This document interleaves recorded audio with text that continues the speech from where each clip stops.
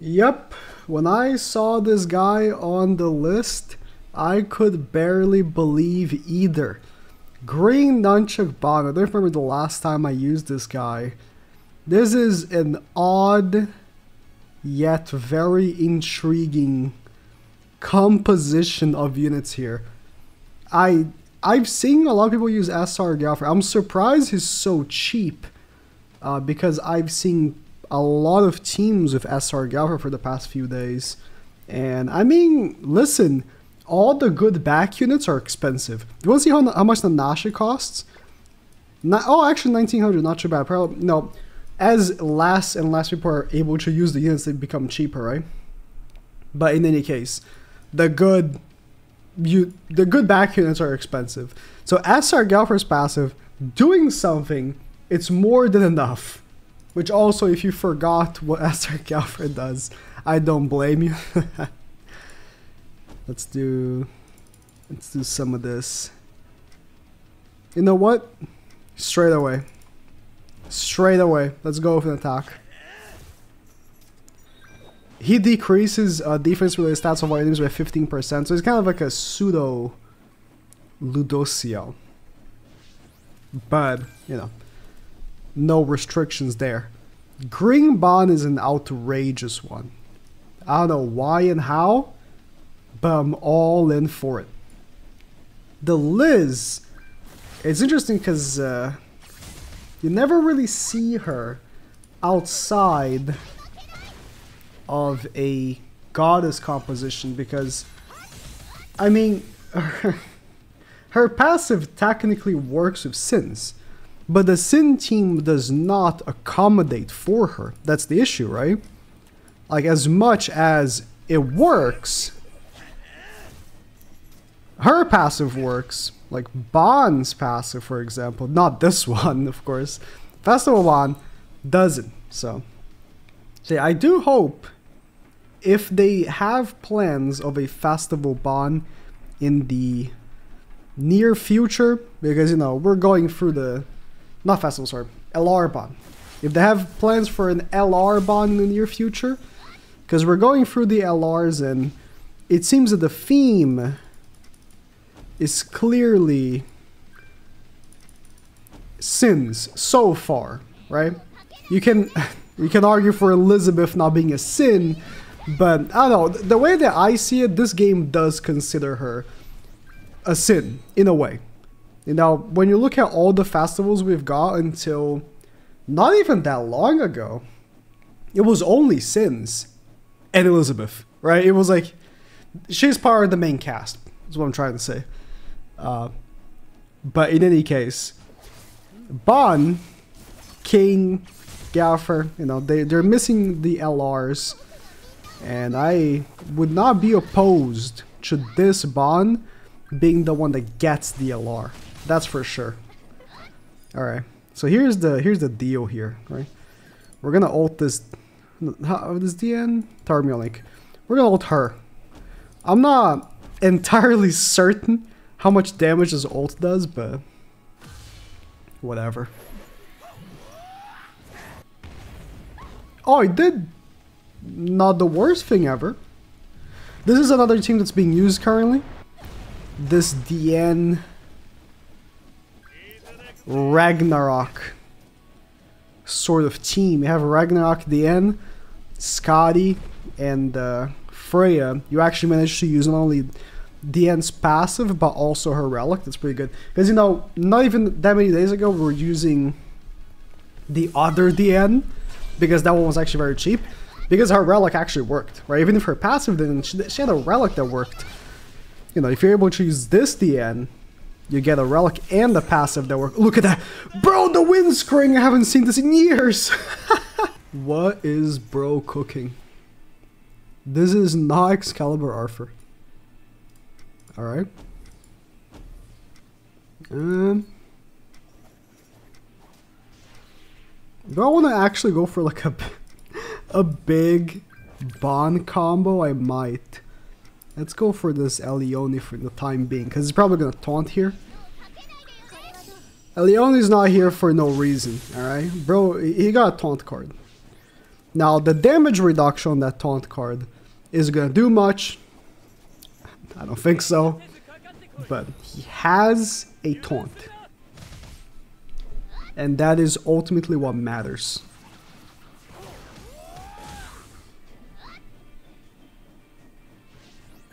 Defense slower and taunt. I see what he's going for here, but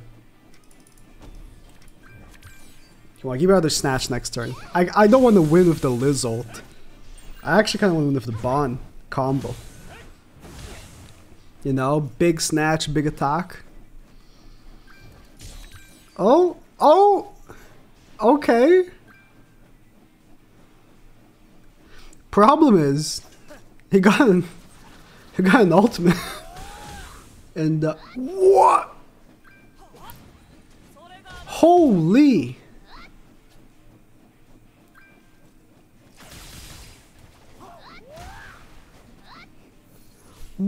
That Bond damage. Man, I kind of want to level 3 with Bond. What do I care about winning? I'm so lowered though. Whatever.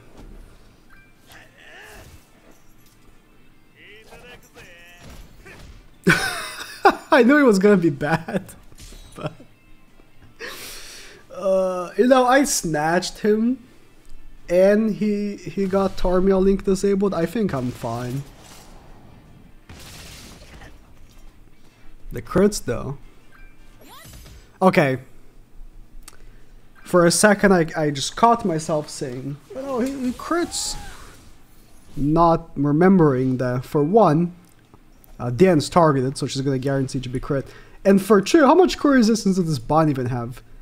39 with the minus 20 from Arthur. So let's not pretend that was actually something, right? That there was a guaranteed crit, and I'm using like green nunchuck Bond, right?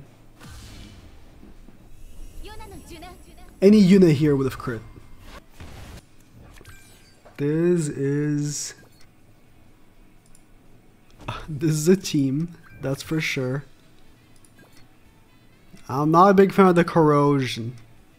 No, I'm gonna snatch him turn 1. I'm gonna snatch him turn 1. You know why? Because I am a little concerned about Escanor's damage on the end. Even though, I mean, realistically speaking, he doesn't have many buffers. He might have Jen in the back. I'm not sure about the costs. Can't really math it out right here. Is that level 2 single target? Are you trolling? Oh my god. Okay, he didn't disable me though, so it's fine. If he had disabled, he's dumb. He should have disabled me with Slater, and I wouldn't even be able to take off the ultimate gauge. Guess I'll attack Liz. Bond's attack here is not doing much. The strongest attack character is not even snatched anymore.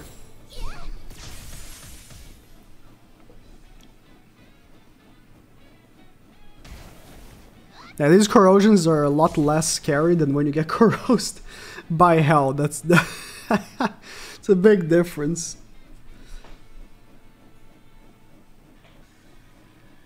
Yeah, disabled now is gonna be very scary. Oh! Although my DN took a lot of damage.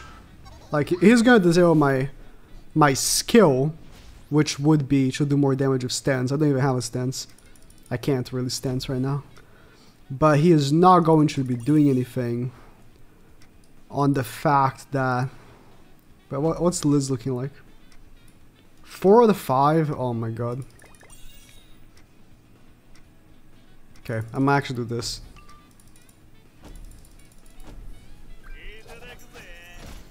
Because I think the AoE with Liz full passive would be actually better. Okay, that would be if they survived. Yeah, the fact that I was able is not very nice, but the damage it did to the end was pretty high. The great thing is that no match is the same. No match is the same. It's like a different team every time. I am a little concerned here, actually. I think if he pops, okay, it's gonna be harder for him. Oh, it's gonna be way harder for him now. But if he was able to, you know, pop an ult for her, dear lord, would it be harsh to do damage on him? It's gonna be challenging at the very least right now, though. I forgot, if Bond can't lower, does the snatch still work? As in, does he still get the attack? I'm not certain. Honestly, I only moved Bond to make space because really he's not doing much here. The snatch is not going to do much. And if he ults, if I ult rush him, right? The ult ain't doing much either, so. Oh. No, I don't think.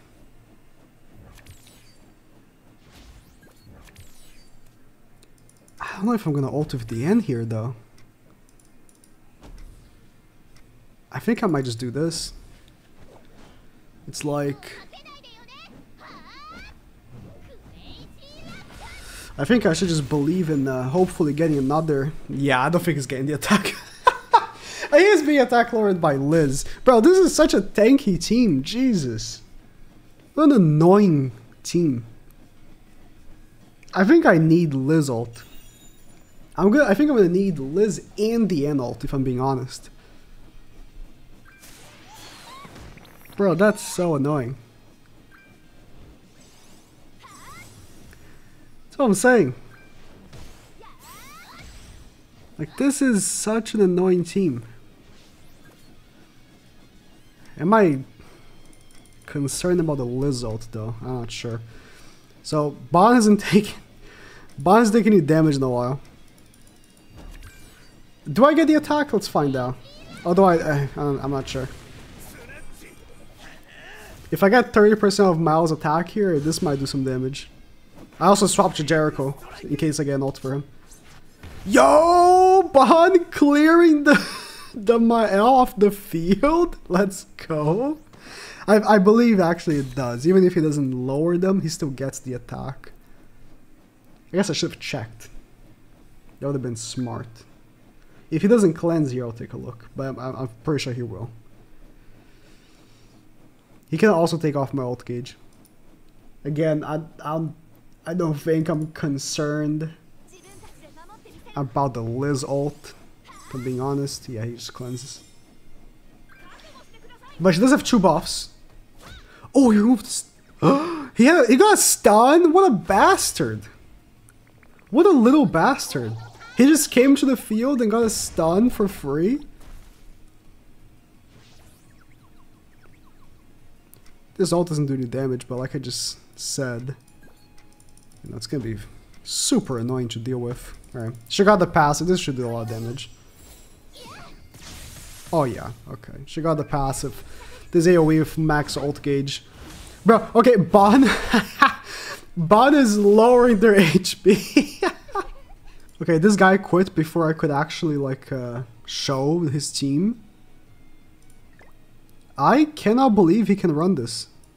I don't know which giant DN this is, but he got Elaine, Green Jelly King, DN, and I guess Helbram. If this should be Helbram. I'm surprised this is a runnable team. Damn. Oh, okay. Similar to me, but I would say probably better. So, I think this is my last match. I actually played like a decent amount. I lost a bunch of matches. Okay, not a bunch, but I lost a few because I don't know if you saw, but for my, you know, level of boxy and stuff, the CC on this team is horrible, and I went up against like multiple like top guild whales that were using Roxy team, which is like the #1 team of today. It's like a Roxy, Red Valenti, and someone team. I don't make a video on a boring team like that, right? When I saw Bond, that's when I was like, okay, that's a funny one, right? Roxy, it's not. Who cares, right? Bond is hilarious. It's kind of like Green DML yesterday, right? It's the funny teams that come out of this is what I'm really interested in. So, you know, I'm not making a daily video on this game mode to be like, oh, guys, you should try this team. Especially because majority of the people watching me play global, right? Like a vast majority. And, like the teams on global are not going to be the same as JP. It's just not going to happen, right? So you're not going to have the opportunity to do the exact same teams. Maybe the first day. If the score is the same, maybe the first day. What's my 4? Let's do a little snatching, and then I guess I'll do this. Should be max damage, right? She has 5 ult gauge, so yeah, I still did good damage without the passive. Alright, then I got the passive. This should be GG. So the Roxy teams did just cleave me. You know, it was like turn 1 instant killed my whole team. But you know, other than that, this did actually pretty good. So